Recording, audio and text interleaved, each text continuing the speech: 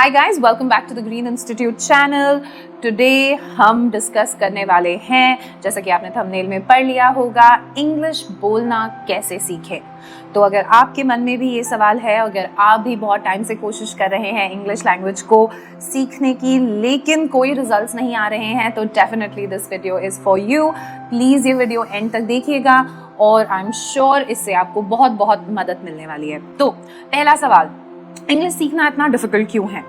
तो इसको एक्सप्लेन करने के लिए हमें थोड़ा सा बैक ट्रैक करके ये सोचना होगा कि जब हम छोटे थे तब हम इंग्लिश जब हमने हिंदी बोलनी शुरू की तो हमने हिंदी कैसे बोलनी शुरू की। अगर आप वापस पीछे जाते हैं और आप सोचते हैं या आप किसी बच्चे को देखते हैं तो आपको समझ में आएगा कि कोई भी लैंग्वेज बोलने के लिए आपको बेशरम होना बहुत ज़रूरी होता है। जब आप छोटे होते हो तब आप तुतलाते हो, लोग आप पे हंसते हैं, लेकिन आपको कोई फ़र्क नहीं पड़ता। आप गलत बोलते हो, लोगों को वो बहुत ही एंड्योरिंग लगता है, क्यूट लगता है और वो आपके ऊपर हंसते हैं। और बच्चे को बिल्कुल समझ नहीं आता या उसको कोई फ़र्क नहीं पड़ता, वो फिर भी ट्राई करता रहता है।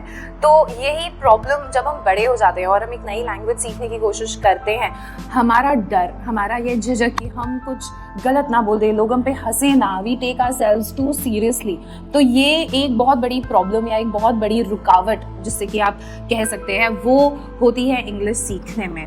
तो रूल नंबर 1, बेशरम हो जाइए, डरिए मत, जितना बोल सकते हैं गलत बोलिए, कोई बात नहीं, बोलिए, बिकॉज ये आपकी मातृभाषा नहीं है। You are learning a new language. गलत बोल भी दिया तो क्या हो गया, आपको ये समझना है ये कम्युनिकेशन लैंग्वेज है और हम इसलिए बोल रहे हैं ताकि सामने वाला हमारी बात समझ जाए और हम सामने वाले की बात समझ जाए।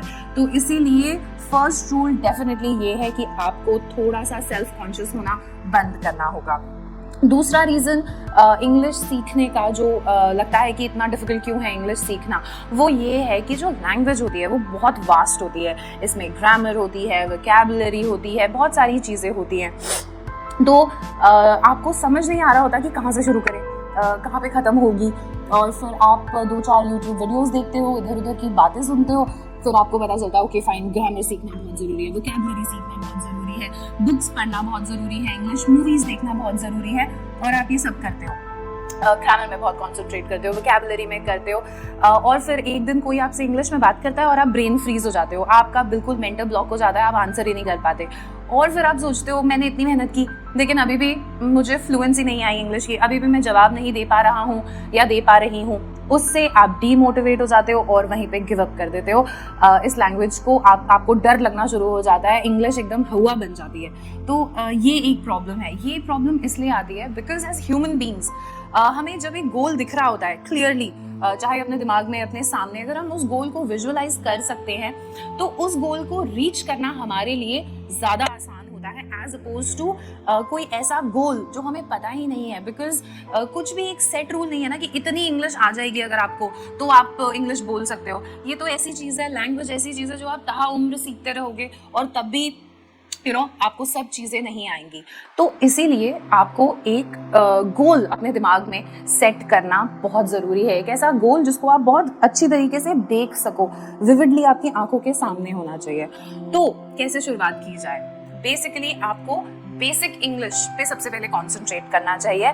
बेसिक इंग्लिश से मेरा मतलब ये है कि आप रेस्टोरेंट में ऑर्डर दे पाओ, अपने ऑफिस में अपने कलीग्स के साथ स्मॉल चिट चैट कर पाओ, how is the weather, it's very hot, it's very humid, या आप ट्रैफिक के बारे में थोड़ी सी अपने कलीग्स को या अपने कॉलेज मेट्स को या अपने स्कूल मेट्स को थोड़ा सा आप डिस्कस कर सको। अगर कोई बोले हाउ आर यू, आप उसका रिप्लाई दे सको।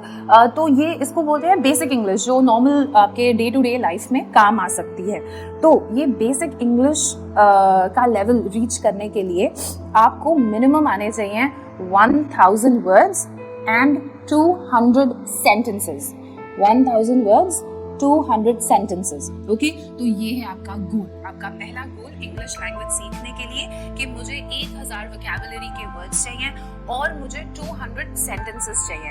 अब ये 1000 वर्ड्स आप गूगल की हेल्प से या चैट जीपीटी की हेल्प से ले सकते हो और आपको ये वर्ड्स वो सिलेक्ट करने हैं जो आपके प्रोफेशन, आपकी लाइफ से रिलेटेड हो। अगर आप स्टूडेंट हो तो उससे रिलेटेड, अगर आप किसी प्रोफेशन में हो तो उससे related. Same with the sentences, आपको जिस रीजन की वजह से इंग्लिश सीखनी है, से इंटरव्यू क्लियर करने के लिए, से अपने कलीग्स से बात करने के लिए, से कॉलेज में अपने फ्रेंड्स से बात करने के लिए, तो उससे रिलेटेड आप 200 सेंटेंसेस लिखेंगे और 1000 वर्ड्स लिखेंगे।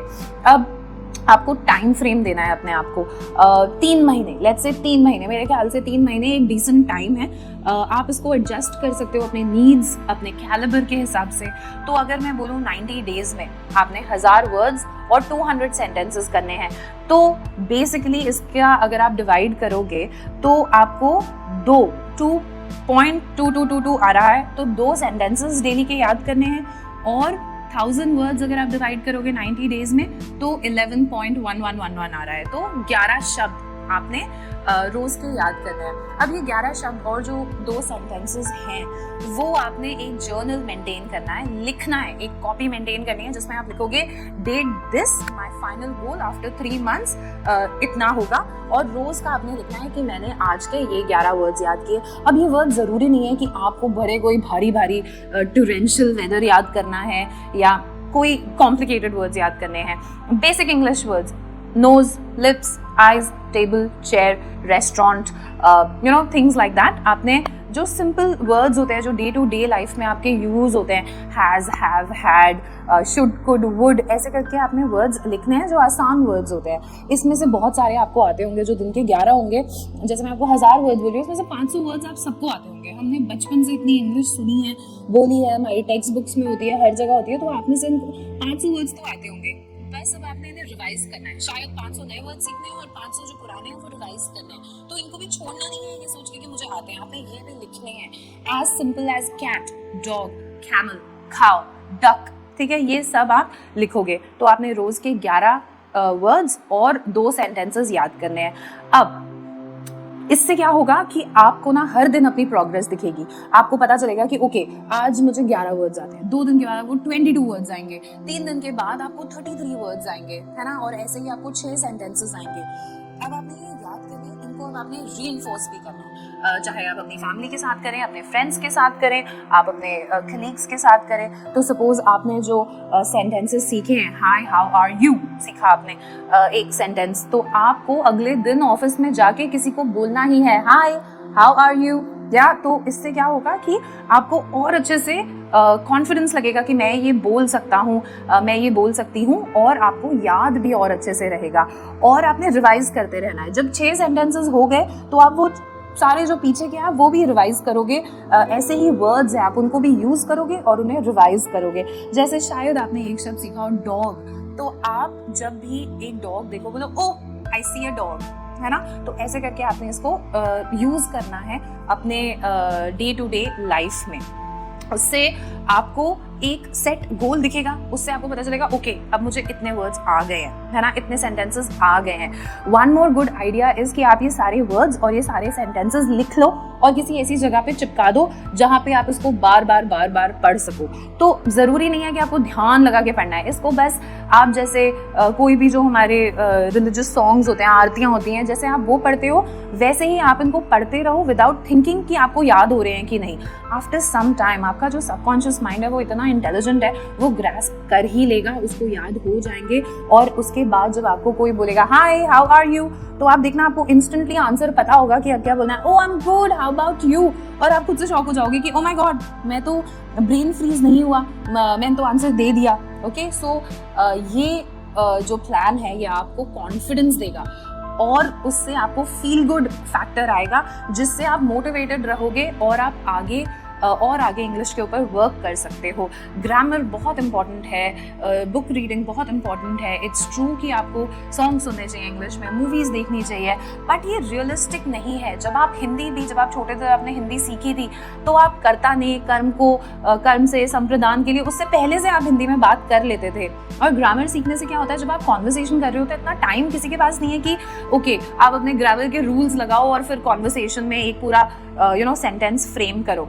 तो इससे अच्छा आप अपना प्रैक्टिस करो, इसको इंग्लिश को बार बार बोलो, इनको यूज करो, डे टू डे लाइफ में लाओ। इससे आपका कॉन्फिडेंस गेन होगा, आप मोटिवेटेड रहोगे और फिर उसको और आगे बेसिक लेवल से और आगे इम्प्रूव करने के लिए डेफिनेटली आप ग्रामर पे वर्क कीजिए, आप बाकी चीज़ों पे वर्क कीजिए और आप देखना इंग्लिश सीखना बहुत आसान है। और आई होप कि इस मेथड से आपको बहुत ज़्यादा इंग्लिश सीखने में और ज़्यादा प्रोत्साहन मिलेगा और आप और इंग्लिश सीख पाओगे, because as we all know English is the communication language of the world. And today in work place हो गया, कहीं पे भी English does have, it is a skill जो हर एम्प्लॉय में अपना एम्प्लॉयर देखता है। तो डेफिनेटली ये बहुत इंपॉर्टेंट है एंड आई एम श्योर कि इस जो मैंने आपको प्लान बताया इसको यूज़ करके आपको बहुत ज़्यादा फ़ायदा होगा। अगर आप एडवांस लेवल ऑफ इंग्लिश या उससे ज़्यादा इंग्लिश के लिए भी चाहते हैं कि मैं कोई वीडियो बनाऊं, तो प्लीज़ आप कमेंट बॉक्स में हमें ज़रूर लिख के बताइएगा। All the very best for all your future endeavours. अगर आपको ये वीडियो इन्फॉर्मेटिव लगा तो प्लीज़ इसे अपने फ्रेंड्स के साथ शेयर ज़रूर कीजिएगा। Take care, bye bye.